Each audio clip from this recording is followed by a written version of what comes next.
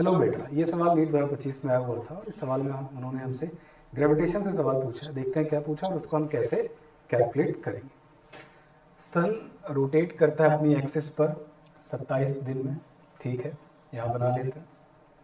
ये सन है, ये उसकी एक्सिस ऑफ रोटेशन 27 दिन में ये अपने एक सर्किल को पूरा करता है, एक और रिवोल्यूशन पूरा करता है।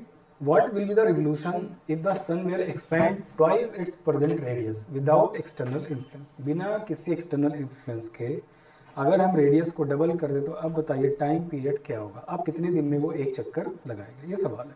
देखो, सबसे इंपॉर्टेंट जो लाइन है वो ये है, क्या है वो?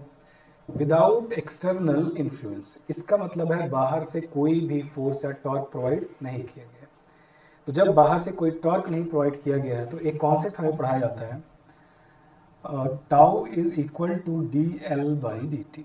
मतलब नेट टॉर्क जब किसी ऑब्जेक्ट पर लगता है तो उसके एंगुलर मोमेंटम में चेंज आता है। अब अगर टॉर्क नहीं है और बिना टॉर्क के एब्सेंस में कुछ चेंज हो रहा है, इसका मतलब कुछ भी हो जाए, अगर टॉर्क जीरो हो गया तो आप देखेंगे एंगुलर मोमेंटम कांस्टेंट हो जाएगा। तो अब यहीं से सवाल बन जाएगा, एल इज इक्वल टू क्या रहेगा? कांस्टेंट। और एल बराबर क्या होता है बेटा? आई ओमेगा। तो आप क्या कर लो, आई ओमेगा कांस्टेंट कर लो।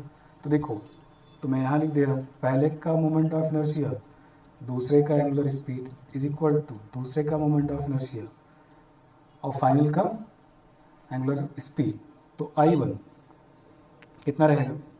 तो आप देखोगे 2/5 मास m मान लेते हैं, रेडियस r मान लेते हैं, आर स्क्वायर ओमेगा को लिख देता हूँ 2π/t1।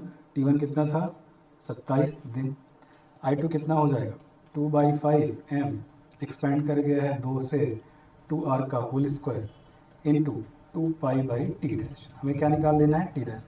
2/5 mr square, 2/5 mr square चला गया, 2π से 2π चला गया, तो यहाँ बचा 1/27 इज इक्वल टू, यहाँ बचा कितना? 2 दूनी 4, 4/t डैश। तो t डैश बराबर क्या हो जाएगा? 27 गुणा 4, 4 सत्ते 28, 4 दूनी 8, 2 10, 108 डे। तो हमारा आंसर क्या होगा? 108 डे। तो इसमें कुछ नहीं था, बस हमने एंगुलर मोमेंटम कंजर्व करके आई ओमेगा को यूज़ कर लिया और अपना आंसर आ गया।